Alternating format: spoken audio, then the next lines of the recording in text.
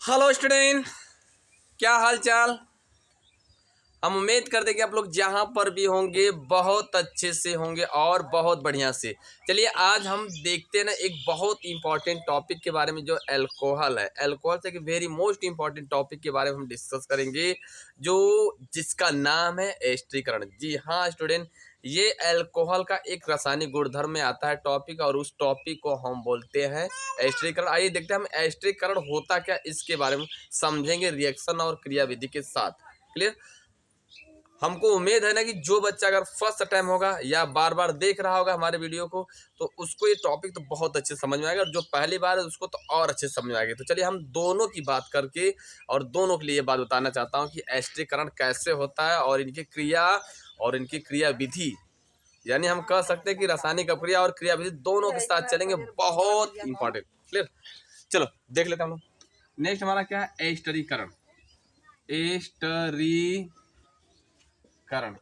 ये बहुत important topic है और कई बार एग्जाम में पूछा गया है, जिसका नाम है एस्टरीकरण और ये कह सकते हैं वेरी मोस्ट इंपॉर्टेंट टॉपिक। किसका है, अल्कोहल से। अब देखो हालांकि अल्कोहल से तो हम ना कर सकते हैं क्योंकि ये केमिस्ट्री में आएगा तो ये तो नहीं पूछेगा, मतलब कि अगर पेपर में आ रहा है आपके एग्जाम में तो ये तो नहीं पूछेगा कि अल्कोहल का इंपॉर्टेंट टॉपिक बताइए, वो तो ये पूछेगा कि एस्टरीकरण क्या होता है। तो हम उस इंपॉर्टेंट टॉपिक चैप्टर का नाम न लेकर बल्कि हमें उस इंपॉर्टेंट टॉपिक को बता दे रहा है। और हाँ ये बता दे रहे हैं कि ये टॉपिक जो है आपके अल्कोहल में आती है। किसमें, अल्कोहल। बात समझ आ रही। देखो यानी एस्टरीकरण जो है ना very most important topic. Clear. आपके 2024 के एग्जाम की बस डायरेक्टली हम बदल 24 वाले एग्जाम में बहुत इंपॉर्टेंट। तो आइए सबसे पहले समझ लेते हैं कि ये जो इंपॉर्टेंट टॉपिक है एस्टरीकरण ये होता क्या है। ध्यान सुनिएगा, एकदम जीरो जीरो जीरो से लेकर हम इस टॉपिक को बताएंगे, हर एक एक पॉइंट को बताएंगे ताकि आपको ये पूरा पॉइंट एकदम अच्छे समझ आए। जो बच्चा अगर नहीं जानता हो केमिस्ट्री के बारे में या जो कुछ भी नहीं जानता केमिस्ट्री के बारे में, खाली हमारे बातों को ध्यान सुनो और हम उम्मीद करते हैं कि जरूर से आ जाएगा। क्लियर। आ जाओ तो देख लेते हैं। सबसे पहले देखो क्या होता है एस्टरीकरण। क्या होता है बाबू, एस्टरीकरण में क्या किया जाता है कि अल्कोहल लिया जाता है। अब तो अल्कोहल जो नहीं जानता आज पहला दिन उसके लिए तो अल्कोहल किसे कहते हैं, हम बोल देना कि जब कार्बन के साथ क्या जुड़ा हो OH और उसके शेष वैलेंसी में क्या जुड़ा हो, कार्बन जुड़ा हो या तो हाइड्रोजन। ठीक, तो ये हमारा क्या कहलाएगा, अल्कोहल। तो ये हमारा यही अल्कोहल ऊपर बनाया गया।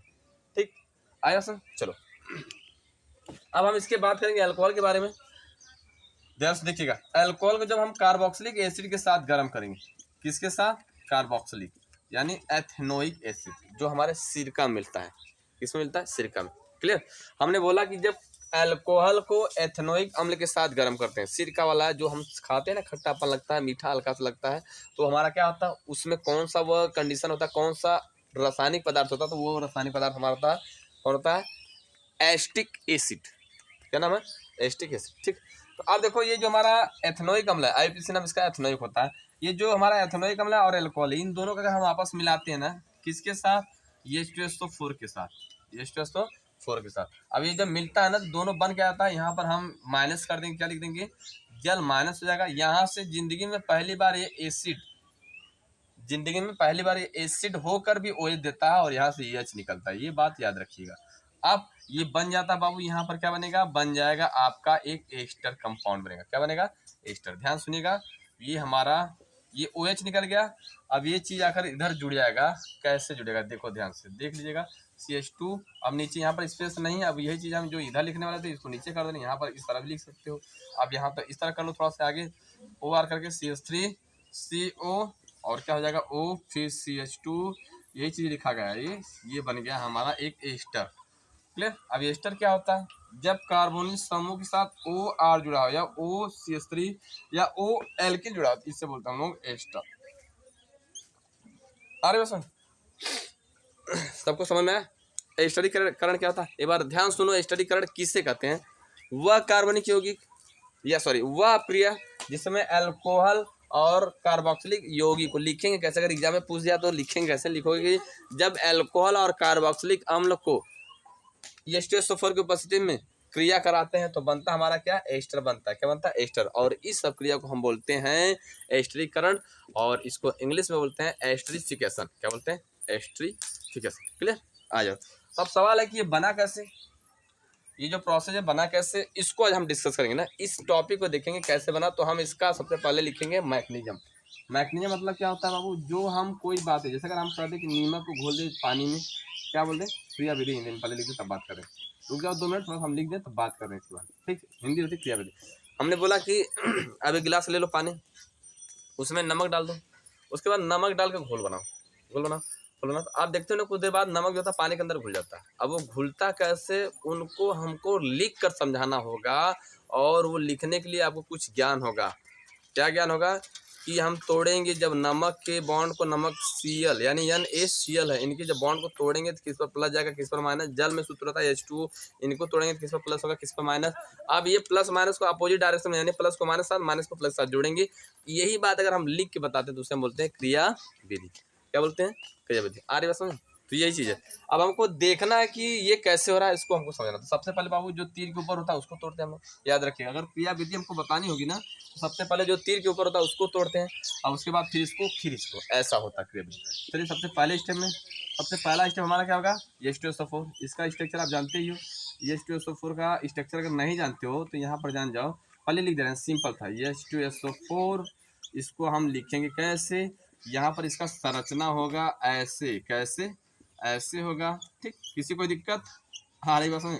अब देखो ये हम जब इसको तोड़ेंगे ना, तो यहाँ पर बनेगा, ध्यान सुनिएगा, ये जब तोड़ा जाएगा तो इसको थोड़ा सा हम नीचे घुमा दे रहे हैं, ये चीज़ इधर आ जाना, ठीक है ना, क्योंकि यहाँ पर सीधा जाएंगे तो जगह नहीं है, हम ये चीज़ घुमा दे रहे नीचे। अब ये चीज़ हम यहाँ लिखेंगे, किसी को दिक्कत, चलो या तो मिटा दें, ये तो जान गया ना ये चीज़ है, चलो मिटा ही दे रहे हैं, क्योंकि सीधा होगा तो और स्टेप हमको दिखाना है तो दिख नहीं पाएगा, बेसिकली हम इसको हटा ही दे रहे हैं। आप समझ जाओ कि यही होगा था, ठीक।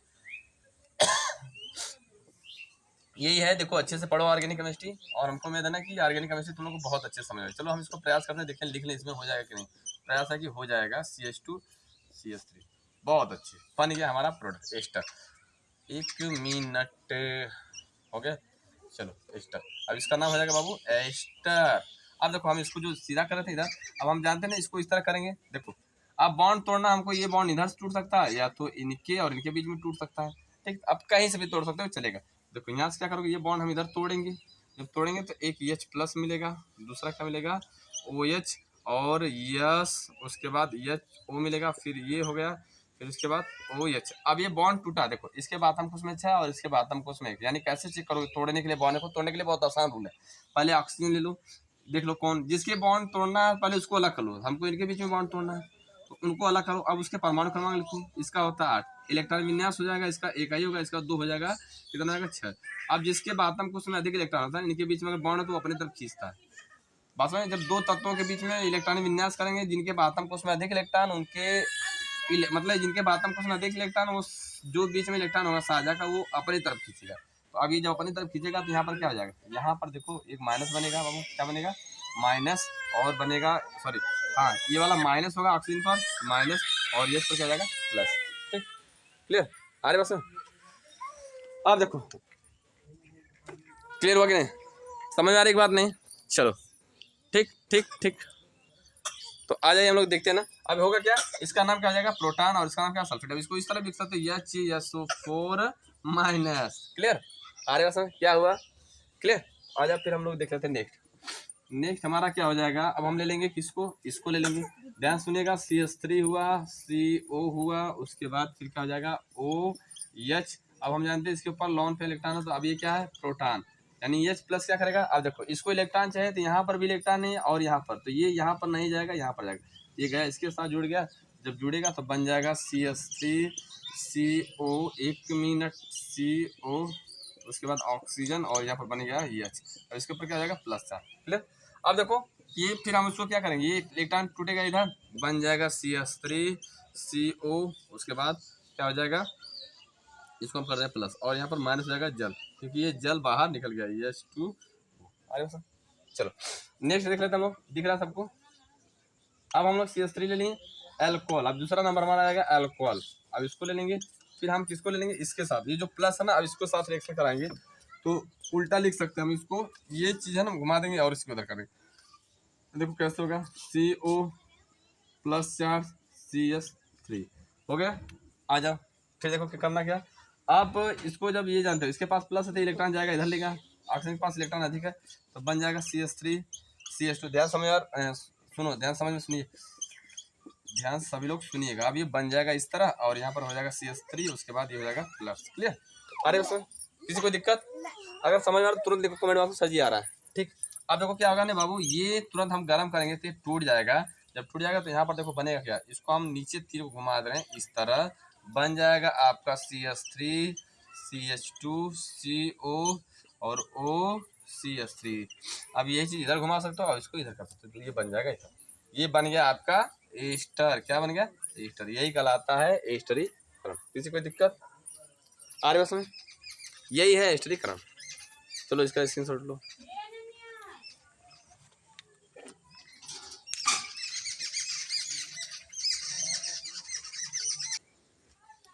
चलो हो गया, आया समझ में कि नहीं?